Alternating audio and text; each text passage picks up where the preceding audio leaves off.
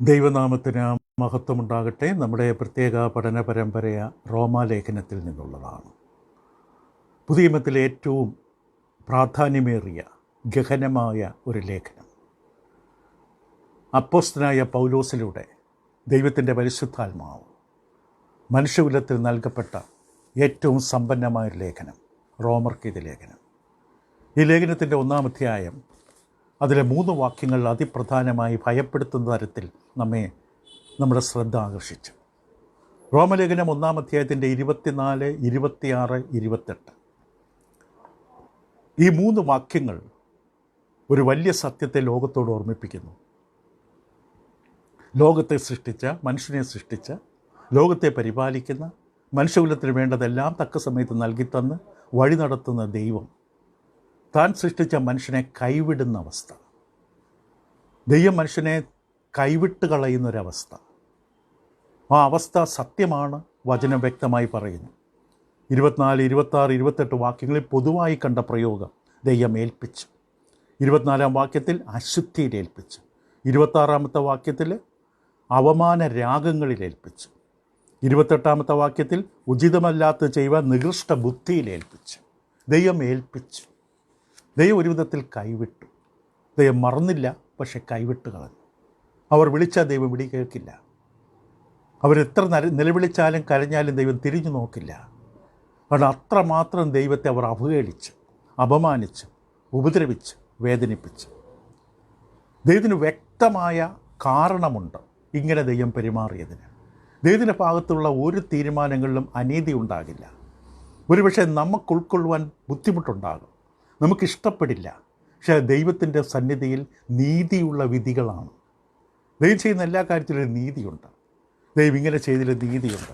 ഇത് ദൈവത്തിൻ്റെ പ്രതികരണമായിരുന്നു. മനുഷ്യൻ ചെയ്യുന്നതിനെല്ലാം പ്രതിഫലമുണ്ട്. അവൻ വിതയ്ക്കുന്നത് കൊയ്യും എന്ന ദൈവത്തിൻ്റെ നിയമമാണ്. മനുഷ്യൻ ദൈവത്തോട് കാണിച്ച മത്സരത്തിൻ്റെയും അവഗണനയുടെയും, മനുഷ്യൻ ദൈവത്തോട് കാണിച്ച ധിക്കാരത്തിൻ്റെയും, ദൈവത്തെ തള്ളിക്കളഞ്ഞ് ഉപദ്രവിച്ച് വേദനിപ്പിച്ചതിൻ്റെയും പ്രതിഫലം അവൻ നേടുകയാണ്, തിരിച്ചു കൊയ്യുകയാണ്. അതെന്താണ് പിന്നീട് മനുഷ്യകുലത്തിന് സംഭവിച്ചത്? ഇപ്രകാരം ദൈവം ഉപേക്ഷിച്ച് കളഞ്ഞതിൻ്റെ ഭവിഷ്യത്ത് എന്താണ്? 2 അവസ്ഥകൾ നമ്മൾ കണ്ടു. ഒന്നാമത് ദുർനടപ്പിൻ്റെ ജീവിതം. ദൈവം ജീവിതത്തിൽ മനുഷ്യനെ ഉപേക്ഷിച്ചാൽ മനുഷ്യന് പിന്നെ നിയന്ത്രണങ്ങളില്ല. അവൻ തരം താഴ്ന്ന ജീവിതത്തിലേക്ക് പോകും. ധാർമ്മികമായി, സദാചാരപരമായി ശരി എന്തെന്നുള്ള തിരിച്ചറിവ് നഷ്ടപ്പെട്ട മനുഷ്യൻ, നിയന്ത്രണങ്ങളില്ലാത്ത മനുഷ്യൻ തരം താഴ്ന്ന ജീവിതത്തിലേക്ക് നിബദിക്കും. അതാണ് നമ്മൾ കണ്ടത്. 24, 25 വാക്യങ്ങളിൽ വ്യക്തമായി ദൈവം പറഞ്ഞു, അതുകൊണ്ട് ദൈവം അവരെ തങ്ങളുടെ ഹൃദയങ്ങളിലെ മോഹങ്ങളിൽ സ്വന്തം ശരീരങ്ങളെ തമ്മിൽ അവമാനിക്കേണ്ടതിന് അശുദ്ധിയിലേൽപ്പിച്ചു. അവമാനത്തിൻ്റെയും അശുദ്ധിയുടെയും ജീവിതമാണ് അവർക്ക് വേണ്ടി കാത്തിരുന്നത്. ലൈംഗികമായ സ്വഭാവങ്ങൾ, ദുർനടപ്പിൻ്റെ സ്വഭാവം, എല്ലാവിധത്തിലും തരം താഴ്ന്ന ലൈംഗികതയ്ക്ക് വേണ്ടിയുള്ള മുറവീടുകൾ, നിയമവിരുദ്ധമായിട്ടുള്ള ലൈംഗിക സ്വഭാവങ്ങൾ. ദൈവത്തിന് വളരെ ശക്തമായി ഇതിനെ എതിർത്ത് പക്ഷേ മനുഷ്യരത് കൂട്ടാക്കുന്നില്ല. ദൈവത്തിൻ്റെ ഹിതമല്ലാത്ത വിവാഹബന്ധങ്ങൾ, ദൈവത്തിന് മുമ്പിൽ വളരെ ഗുരുതരമായ തെറ്റാണ് ഈ സംഭവിച്ചത്.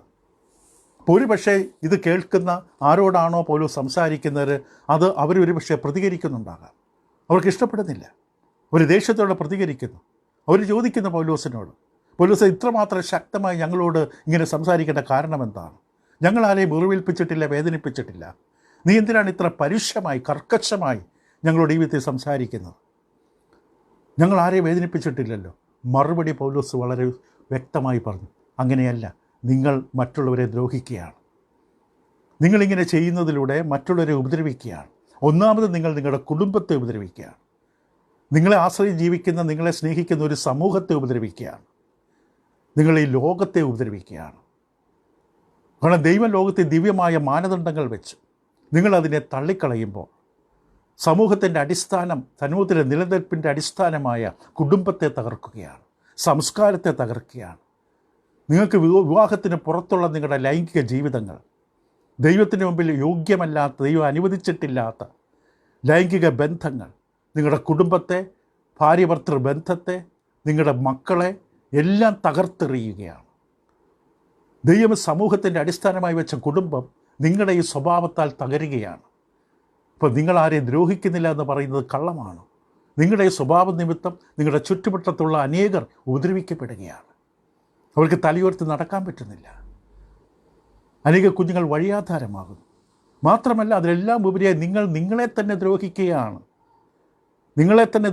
അവിടെ വ്യക്തമായിട്ട് 24 വാക്യം പറഞ്ഞതുപോലെ, ഹൃദയങ്ങളിലെ മോഹങ്ങളിൽ സ്വന്തം ശരീരങ്ങളെ തമ്മിൽ അവമാനിക്കേണ്ടതിന് നിങ്ങളുടെ സ്വന്തം ശരീരത്തെയാണ് നിങ്ങൾ അവമാനിക്കുന്നത്.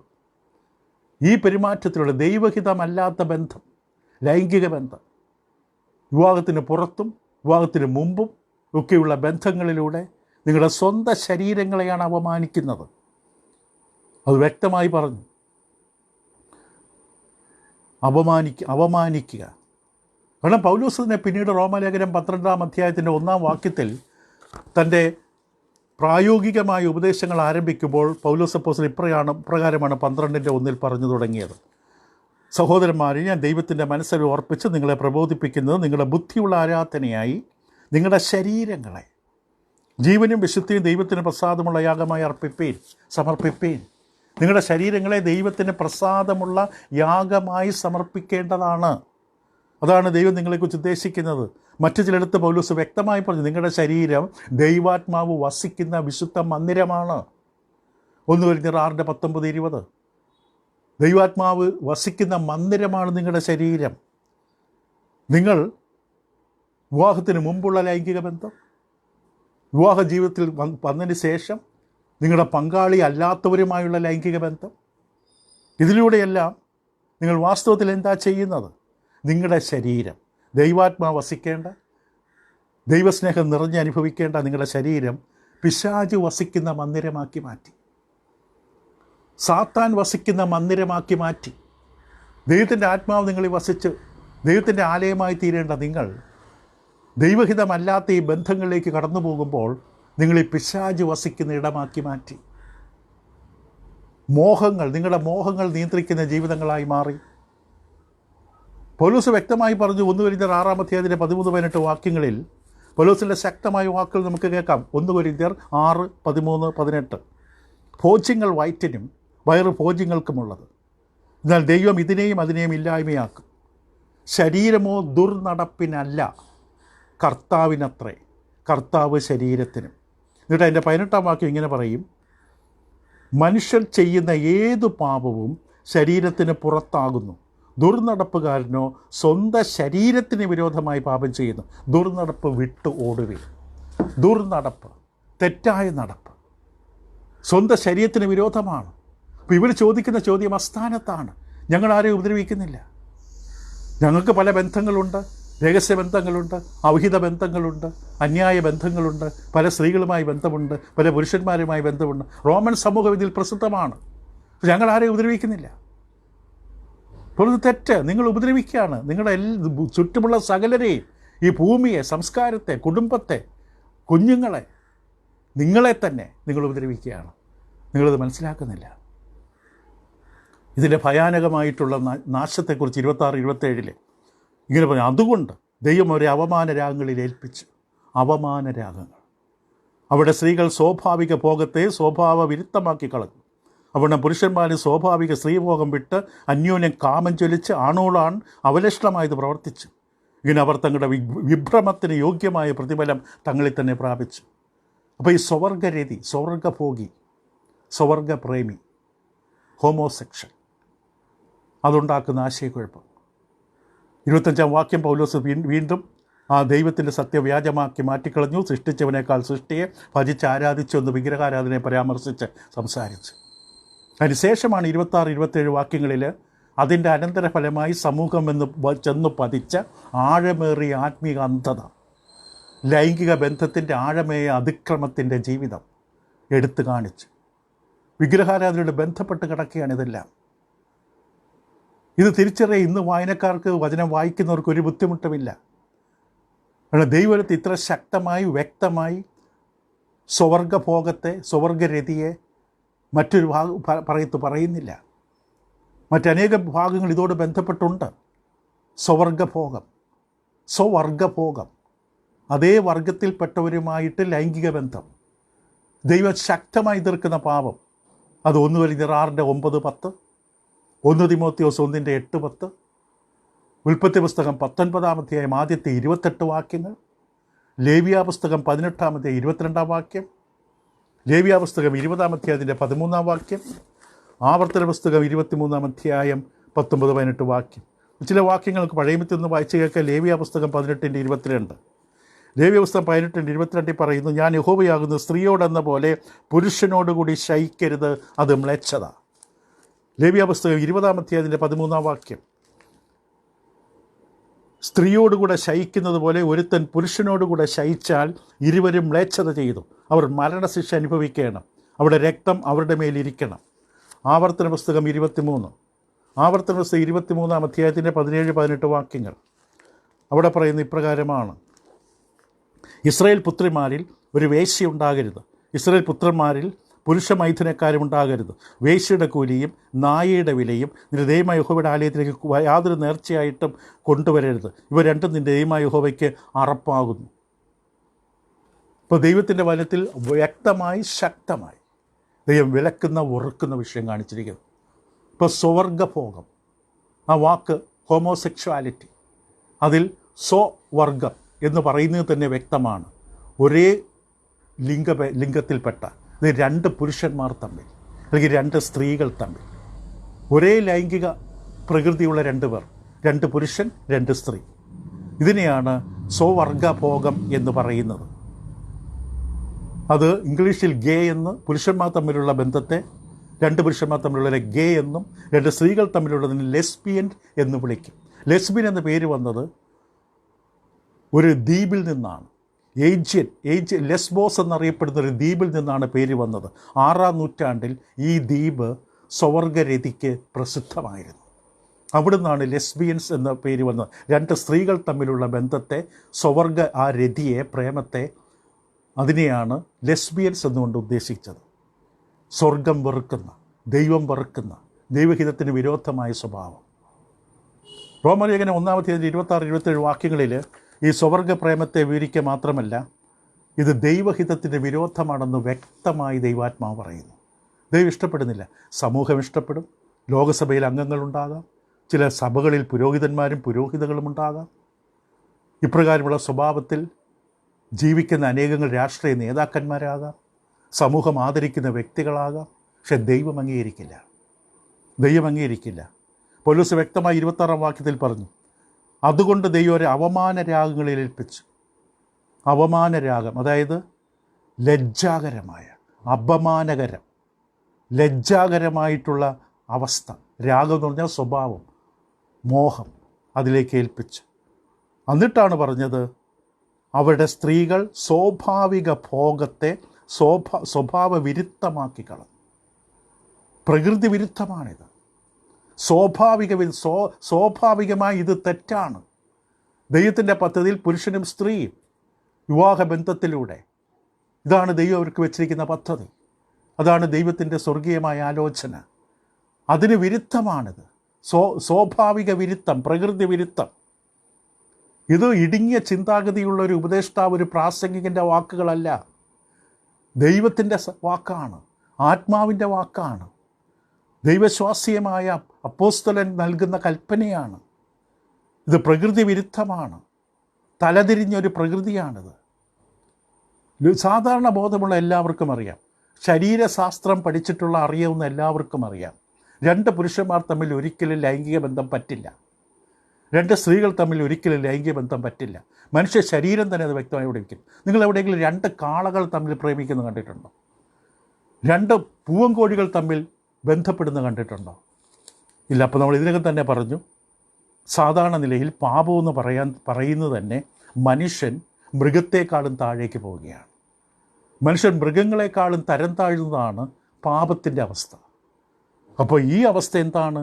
മൃഗത്തെക്കാളും താഴേക്ക് പോവുകയാണ്, മൃഗത്തെക്കാളും താഴേക്ക് പോകുന്നു.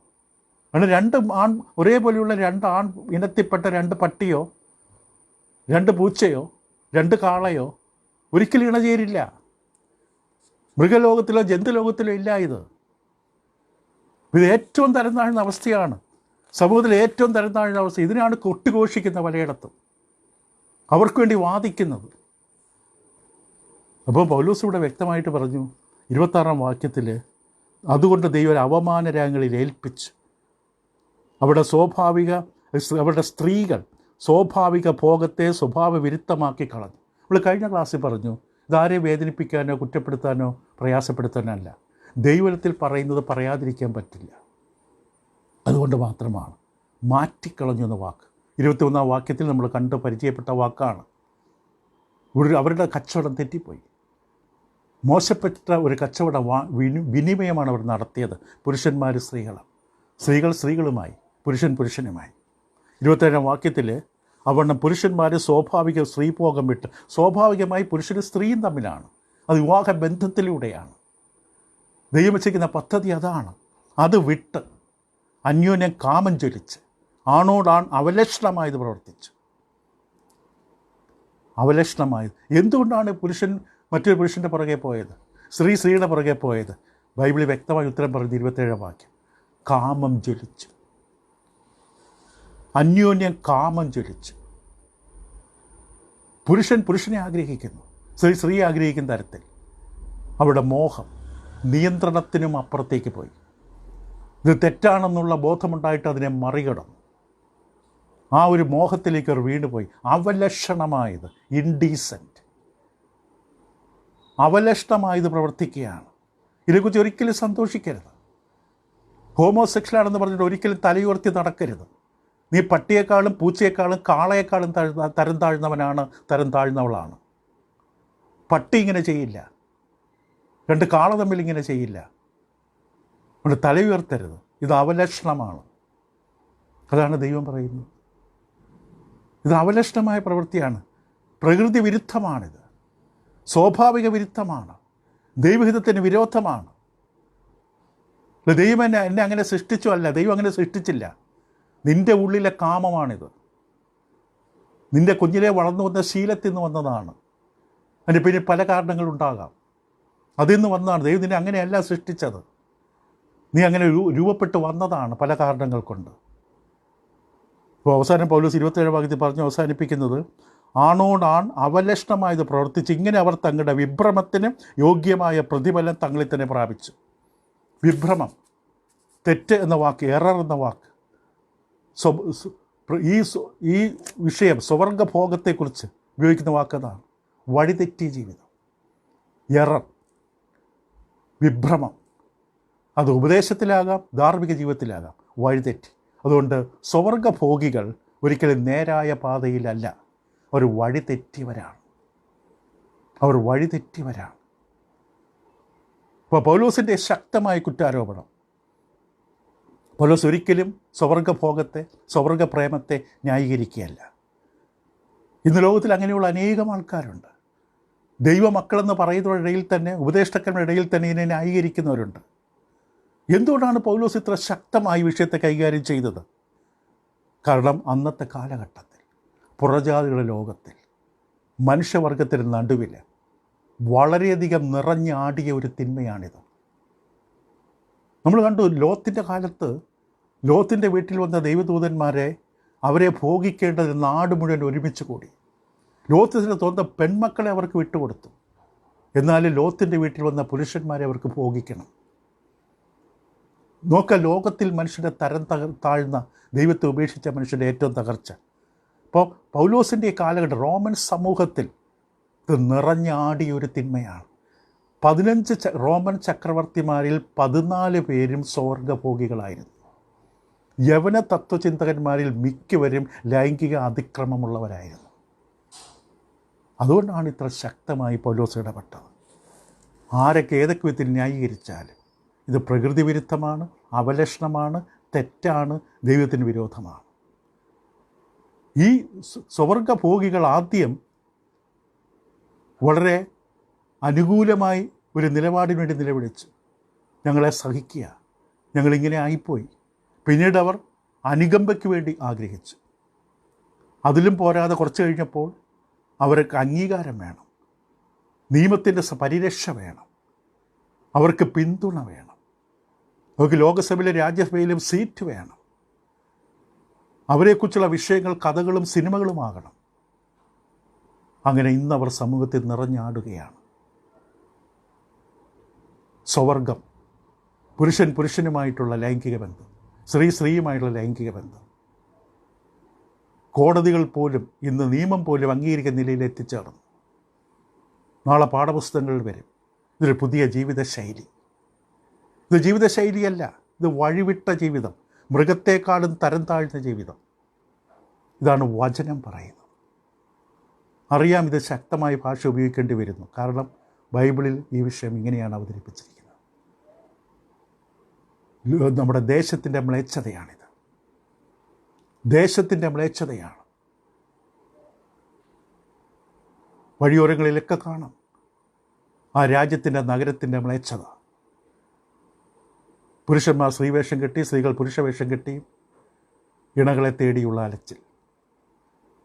ലജ്ജിക്കുക, ഭാരപ്പെടുക, പ്രാർത്ഥിക്കുക. ദൈവം നിങ്ങളെ സഹായിക്കട്ടെ, തിരിച്ചറിവുണ്ടാകട്ടെ. പ്രാർത്ഥിക്കുക. ദൈവം നിങ്ങളെ സഹായിക്കട്ടെ. Thank you.